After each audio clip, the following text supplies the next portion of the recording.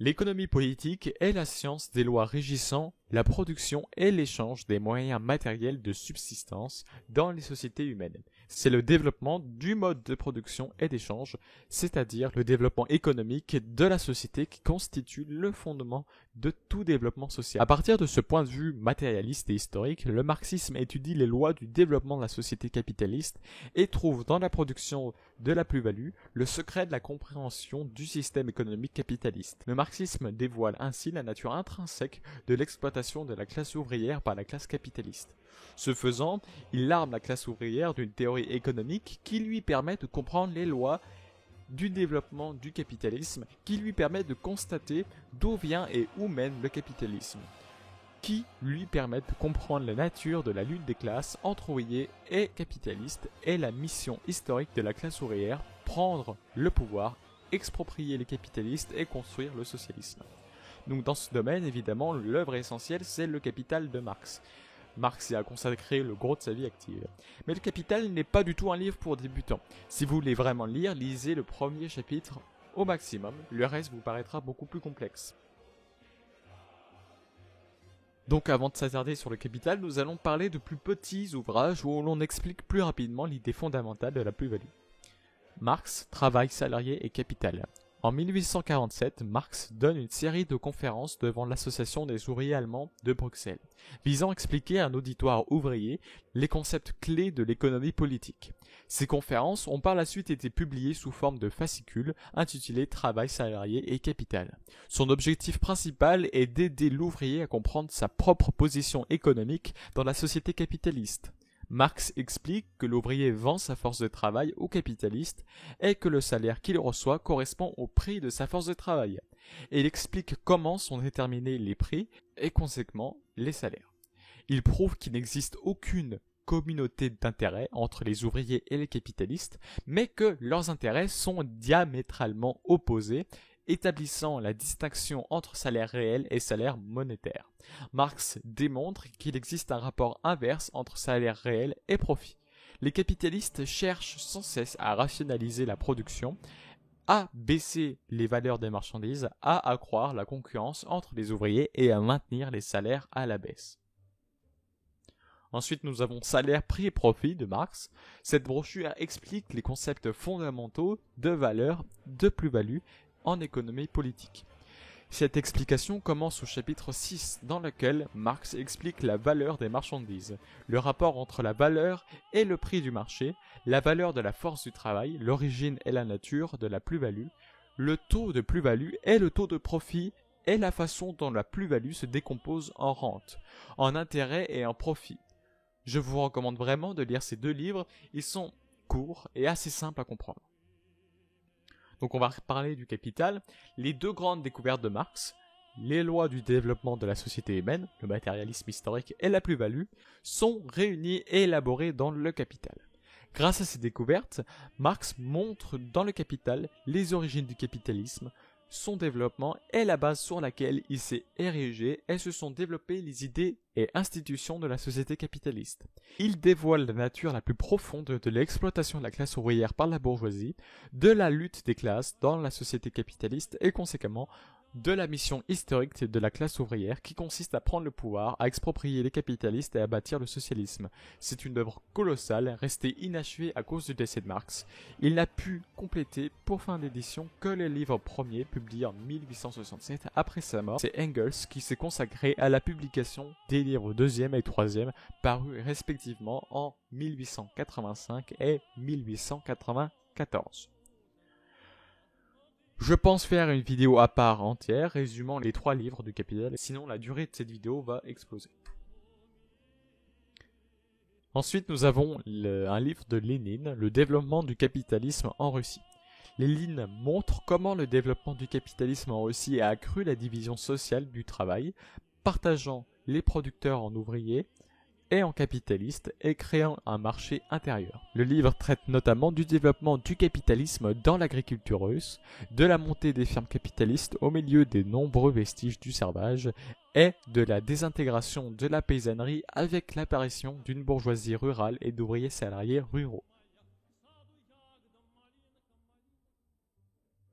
La philosophie du marxisme est le matérialisme dialectique, et son application à l'étude de la société est le marxisme historique.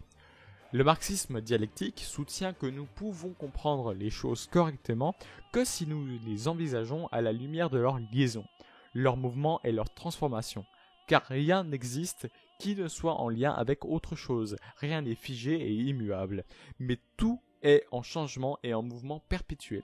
Le matérialisme dialectique nous enseigne à prêter attention aux tendances contraires, opposées, qui sont présentes dans la nature et la société dont la lutte produit le changement et le développement. Dans tout développement, les processus graduels de croissance, donc les changements quantitatifs, donnent naissance à quelque chose de nouveau, les changements qualitatifs.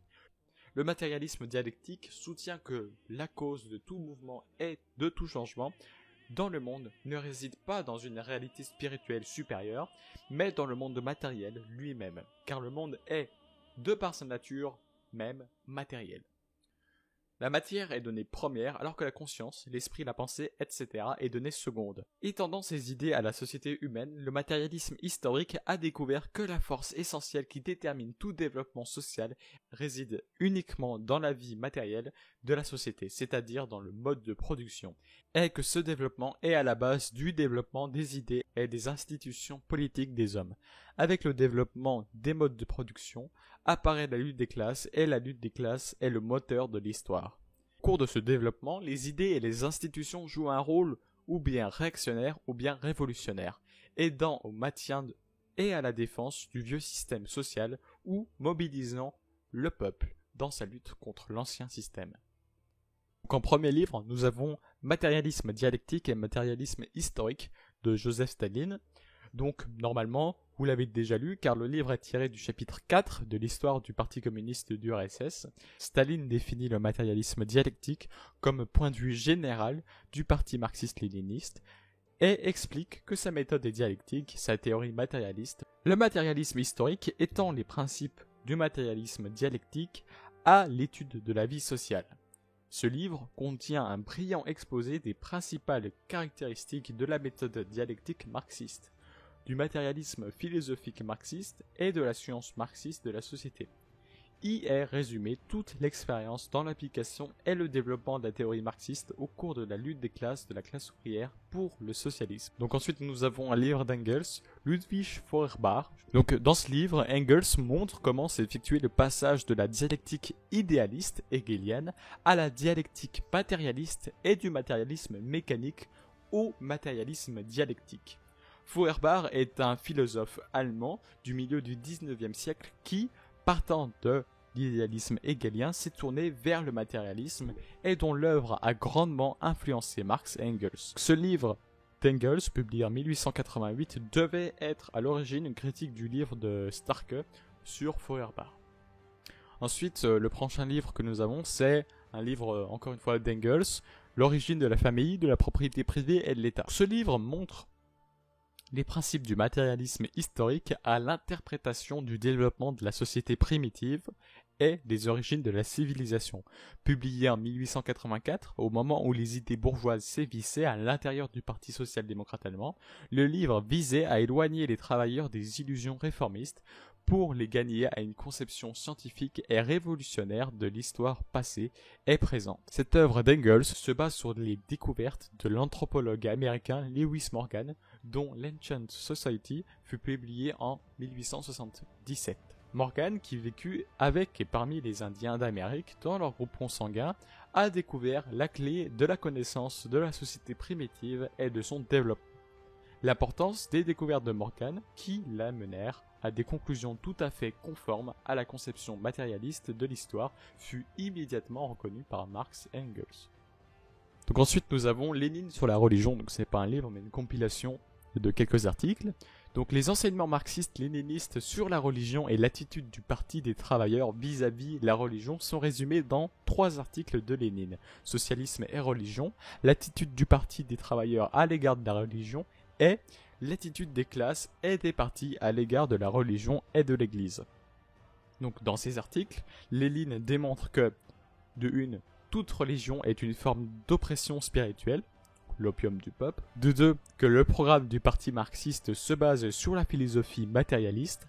Et de 3, que le parti revendique résolument la séparation de l'Église et de l'État et combat à la fois la réaction militante du clergé et les tentatives libérales d'embrouiller les esprits du peuple par des illusions religieuses.